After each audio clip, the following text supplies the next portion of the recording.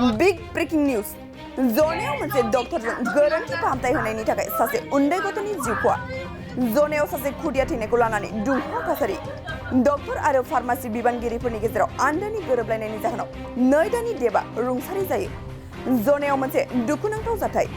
खौरां मोननाय बादिब्ला जनाय महकुमानि सिङाव थानाय सान्तिपुर दाङाइगाव गामिनि बिपुल बसुमतारिया गावनि आंगो असिन नैथि फिसाज्लाखौ थांनाय हराव एसे लोमजानाय जानायलाय अरुणाचल प्रदेशनि रुपसिन सिभिल देहा फाहामसालियाव गथ'सा फाहामगिरि डक्टर निनि खार्दुखौ मेडिकेल आनजादनि थाखाय दिन्थिदोंमोन। उनाव डक्टर निनि खार्दुनि बोसोन बादियै गथ'खौ जनाय रुपसिनाव थानाय मिस डली ड्रंक हाउस डली पलिक्लिनिक मुंनि मोनसे गावारि फार्मासियाव थिसननाय जादोंमोन। नखरनि सुबुंफोरा अजद होनाय बादिब्ला फार्मासि बिबानगिरि आरो डक्टरफोरनि गोरोन्थि फाहामथायनि थाखाय उन्दै गथ'आ जिउ गोमानो गोनां जायो। गोथै सहखौ पस्टमर्टमनि थाखाय धेमाजिसिम दैथायहरबाय होनना फोरमायो नखरनि सोद्रोमाफोरा।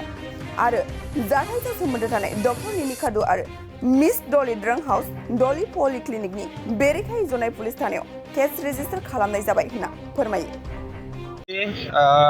মোৰ ভতিজা মোৰ দাদা ল'ৰা এইটো ৰাতিত তেখেতৰ অকল চৰ্দি হৈ থকাৰ বাবে আমি অৰুণাচলৰ প্ৰাইমাৰী গভৰ্ণমেণ্ট মেডিকেলত চাইল্ড স্পেচিয়েলিষ্ট নিনি কাদু ডক্টৰ নিনি কাদু ডাঙৰীয়াক আমি তেখেতক দেখাইছিলোঁ।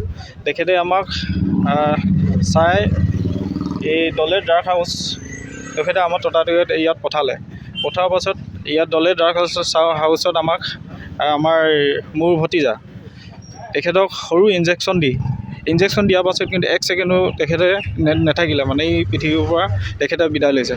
গতিকে তেখেতে ক'লে কি বেজি দিলে, কিন্তু অকল চৰ্দি আৰু জ্বৰ হৈ থকাৰ বাবে তেখেতে ক'লে এটা ইনজেকশ্যন দিয়াৰ কাৰণে আজি মোৰ ভতিজা আজি এই পৃথিৱীৰ পৰা তেখেতে বিদায় ল'বলগীয়া হ'ল। গতিকে আমি অসম চৰকাৰ আৰু অৰুণাচল চৰকাৰক যিসকলে মানে এই কাণ্ডৰ লগত জড়িত হৈ আছে তেখেতসকলক ডলে ড্ৰাগ হাউচ আৰু অৰুণাচল ডক্টৰ চাইল্ড স্পেচিয়েলিষ্ট নিনি কাদু ডাঙৰীয়াক তদন্ত আওতাত আনি তেখেতসকলক অতি শীঘ্ৰে ব্যৱস্থা গ্ৰহণ কৰিবৰ কাৰণে দাবী জনাইছোঁ। কিহৰ কাৰণে মৃত্যু হ'ল বুলি আপুনি সন্দেহ কৰে? মৃত্যুটো এইটো আপোনাৰ চাওক, তেখেতসকলে অকল চৰ্দি হৈছিলে, চৰ্দি হৈ থাকোঁতে তেখেতসকলে অকল ইনজেকশ্যন, এইটো ৰং ট্ৰিটমেণ্ট বুলি কৈছোঁ। তেখেতক ৰং ট্ৰিটমেণ্ট কৰি এই পৃথিৱীৰ পৰা দেৱী শহু তেখেতক আজি এই পৃথিৱীৰ পৰা তেখেতসকলে বিদায় দিলে। মই তেখেতসকলক কৈছোঁ, তেখেতসকলে এই ড্ৰাগছ হাউচ স্বত্বাধিকাৰী থকা নাৰ্ছ তেখেতসকলে বেজী দিছিলে। এই বেজী দিয়াত 1 ছেকেণ্ডো ৰখা নাই, কিন্তু বেজী দিয়াৰ লগে লগে আপোনাৰ 2-3 মিনিটত লগে লগে তেখেতে গুচি গৈছে। আপোনাৰ সন্মুখত থকা ফাৰ্মাচীখনত চিকিৎসা হয় ইয়াত হৈছিলে। তেখেতে নিনি কাদু ডাঙৰীয়াই তেখেতে ইয়াত পঠাইছে, কিন্তু তেখেতসকলে তাতো দিব পাৰিছিলে। কিহৰ কাৰণে দিয়া নাই, তেখেতৰ নিশ্চয় ইয়াত মেটেৰিয়েলি আছে, তেখেতৰ টকা পইচা কিবা অংক থকা যেন মোৰ অনুভৱ। কিয়নো তাতে বয়স আপোনাৰ এই 2 দিন হৈছে দেৱশিশু। গতিকে আমি পৰিয়াল তৰফৰ পৰা অতি শীঘ্ৰে তেখেতসকলক প্ৰশাসনক ব্যৱস্থা গ্ৰহণ কৰিবৰ কাৰণে আমি দাবী জনাইছোঁ। মই যিহেতু আমি প্ৰশাসনক যিহেতু আমি দায়িত্ব অৰ্পণ কৰিছোঁ, যেতিয়ালৈকে সেই কেছটো ছল্ভ নহ'ব তেতিয়ালৈ অৰুণাচল ডক্টৰ অসমত আহি তেনেকুৱা ধৰণৰ চিকিৎসা কৰিবৰ কাৰণে কিন্তু আমি মানা কৰিছোঁ। আৰু যেতিয়া ছল্ভ নোহোৱালৈকে কিন্তু আমাৰ অসমত প্ৰৱেশ কৰাটো ডক্টৰক আমি মানা কৰিছোঁ। আজি কিছু সময়ৰ পূৰ্বে জোনাই ৰুকচিনস্থিত ডলে ফাৰ্মাচীত যি এক আকস্মিক ঘটনা হৈছে, পোনপ্ৰথমে আমি অসম জাতীয়তাবাদী যুৱ ছাত্ৰ পৰিষদৰ তৰফৰ পৰা আমি দুখ প্ৰকাশ কৰিছোঁ আৰু শোকসন্তপ্ত পৰিয়ালবৰ্গলৈ আমি সমবেদনা জ্ঞাপন কৰিছোঁ। আৰু এনেধৰণৰ যিবিলাক ঘটনা, এই ঘটনাবিলাক যে আজিয়ে হৈছে এনেধৰণৰ কথা নাই। যিহেতু আমি আজি গম পোৱা মতে এটা বাচ্ছাৰ জ্বৰ আৰু কাহ হৈ আছিলে, 2মহীয়া বাচ্ছাটোৰ, আৰু তাতে যি শিশু বিশেষজ্ঞ নিনি কাদুৰ প্ৰেছক্ৰিপশ্যনত ডলে ফাৰ্মাচীত এটা বেজী দিয়াৰ প্ৰায় 1 মিনিটৰ ভিতৰতে এটা বাচ্ছা ঢুকাই গৈছে, 2মহীয়া বাচ্ছাটো। ই আচলতে অতি দুখ আৰু পৰিতাপৰ বিষয়। যি সময়ত বিভিন্ন সংগঠনে, অসম জাতীয়তাবাদী যুৱ ছাত্ৰ পৰিষদকে আদি কৰি বিভিন্ন সংগঠনে কৈ আহিছে যে জোনাইৰ দৰে এখন পিছপৰা অঞ্চলত যে বিশেষজ্ঞ চিকিৎসকৰ আচলতে প্ৰয়োজন আছে, যেনেধৰণে শিশু বিশেষজ্ঞই হওক বা গাইনীৰ হওক, আমাৰ বিশেষজ্ঞ চিকিৎসকবিলাক নথকাৰ কাৰণে আচলতে এনেধৰণৰ ঘটনাবিলাক সংঘটিত হৈছে। আমি সাধাৰণ এটা জ্বৰ কাহ হ'লে আজি আমি ধেমাজি লখিমপুৰলৈ যাবলগীয়া হৈছে, ডিব্ৰুগড়লৈ যাবলগীয়া হৈছে, নহ'লে দাঁতিকাষৰীয়া অৰুণাচললৈ যাবলগীয়া হৈছে। আৰু অৰুণাচলত পৰা যিখন প্ৰেছক্ৰিপশ্যন আহিছে সেই প্ৰেছক্ৰিপশ্যনখনত আচলতে ভুল বেজি লিখি দিলেনে আচলতে স্ক্ৰীন টেষ্ট নকৰাকৈ এনেধৰণৰ আচলতে ব্যৱস্থা কৰিলে নে বাচ্চাটোক হত্যা কৰি দিয়া ষড়যন্ত্ৰ কৰিলে তাক আমি বুজিব নোৱাৰিলোঁ। যিহেতু এটা সাধাৰণ জ্বৰত কেতিয়াও মানুহ নমৰে, এই কথাখিনি আমি স্পষ্ট কৰি দিব বিচাৰিছোঁ। গতিকে আমি আহ্বান জনাইছোঁ যে যিহেতু মেডিকেল বিভাগ এটা আছে, এখন ফাৰ্মেচিত আচলতে কেনেকুৱা ধৰণৰ আচলতে দৰৱ বেচিব পাৰে আমি জানো। এখন গাইডলাইন থাকে প্ৰত্যেকখন ফাৰ্মাচীত। জোনাইত ফাৰ্মাচিষ্টৰ অভাৱ আমি দেখিবলৈ পাইছোঁ। প্ৰত্যেকখন ফাৰ্মাচীত বিভিন্ন হাই ড'জৰ আচলতে দৰৱ বিক্ৰী কৰা আমি দেখিবলৈ পাইছোঁ। গতিকে যিখন গাইডলাইন, সেই গাইডলাইনখন আচলতে অৱমাননা কৰিছে নেকি? আমাৰ যি ৰুৰেল ফাৰ্মাচীবিলাক আছে তাত আমি জনামতে পেৰাচিটামলকে আদি কৰি মাত্ৰ কেইবিধমান দৰৱহে আচলতে বিক্ৰী কৰাৰ অনুমতি প্ৰদান কৰা হৈছে। কিন্তু এই অনুমতিক ভেঙুচালি দেখাই পেলাই ইয়াতে বিভিন্ন হাই ড'জৰ দৰৱ ব্যৱহাৰ কৰি থকা আমি দেখিবলৈ পাইছোঁ।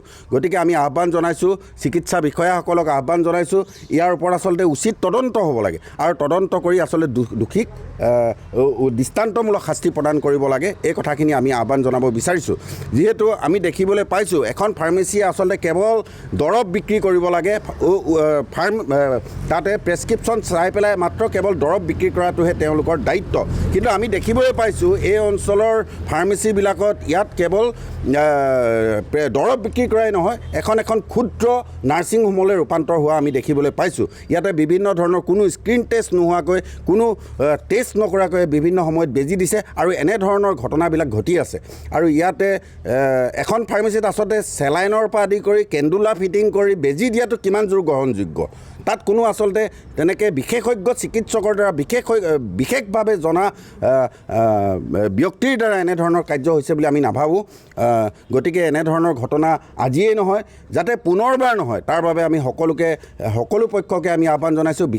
বিশেষভাৱে যি চিকিৎসা বৃত্তিৰ লগত জড়িত সেইসকলে আচলতে আমি ভগৱান বুলি ভাবোঁ। এই ভগৱানৰ হাতত কেতিয়াবা ভুল হোৱাটো স্বাভাৱিক, কিন্তু বাৰম্বাৰ জোনাইত এনেধৰণৰ ঘটনা আমি হৈ থকা দেখিবলৈ পাইছোঁ। গতিকে আহ্বান জনাইছোঁ, সতৰ্ক হওক, অনাগত সময়ত কাৰো ক্ষেত্ৰত যাতে এনেকুৱা নহওক।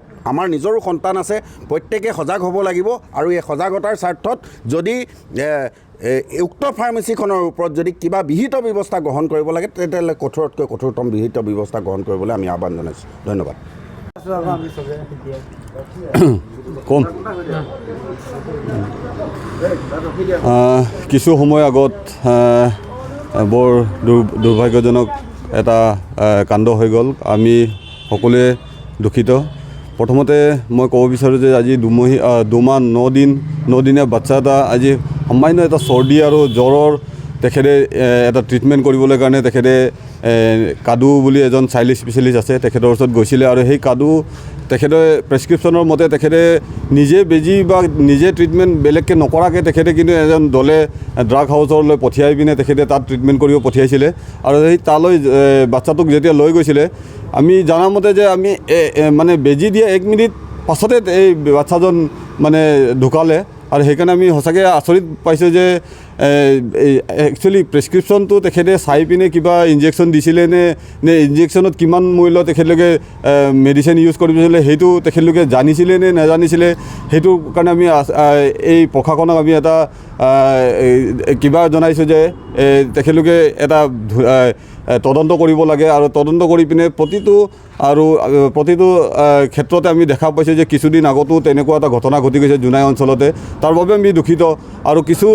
আৰু ভৱিষ্যতৰ দিনত যে তেনেকুৱা আকৌ যে হ'ব তাৰ কোনো কথা নাই। সেইকাৰণে আমি প্ৰশাসনক বিশেষকৈ আমি এটা অনুৰোধ জনাইছোঁ যে তেখেতলোকে প্ৰতিখন ফাৰ্মাচী তেখেতলোকে ফাৰ্মাচীসকলৰ লাইচেঞ্চ আৰু ফাৰ্মাচিষ্ট লাইচেঞ্চ তেখেতলোকৰ আছেনে নাই। আৰু আমি জানা কিছু জেগাত যে আমাৰ জোনাই অঞ্চলতে এটা ফাৰ্মাচীৰ লাইচেঞ্চ লৈ পিনে কমচে কম 5টামান এনেকুৱা ফাৰ্মাচী তেখেতলোকে চলাই থকা আমি গম পাইছোঁ। আৰু এই ফাৰ্মাচীসকলত যিসকল নাৰ্ছ বা যিসকল কম্পাউণ্ডাৰ তেখেতলোকে থাকে, তেখেতলোকে প্ৰকৃততে তেখেতলোকে নাৰ্ছ বা তেখেতলোকে কৰ্চ কৰি অহা নে তেখেতলোকে কোনোবা এটা অঞ্চলত প্ৰেক্টিকেলি কিছুমান কাম কৰি পিনে তেখেতলোকে ট্ৰিটমেণ্ট কৰে, তাৰ বাবে আমি কিছু প্ৰশাসনক আমি জনাব বিচাৰিছোঁ। আৰু সেইকাৰণে আমি তেখেতলোকক এটা কথা ক'ব বিচাৰোঁ যে এই বাচ্চাটো আজি এজন মাকৰ বুকুৰ পৰা এজন বাচ্চা হেৰাবলৈ কিবা হৈছে। সেইকাৰণে যে ভৱিষ্যতৰ দিনত তেনেকুৱা আৰু যে নহ'ব, আমি সকলোৱে যে ক'ব নোৱাৰোঁ যে তেনেকুৱা নহ'ব বুলি। সেইকাৰণে প্ৰশাসনক আমি বিশেষকৈ আজি আহি পিনে ইয়াত এটা আমি জনাইছোঁ। আৰু অলপ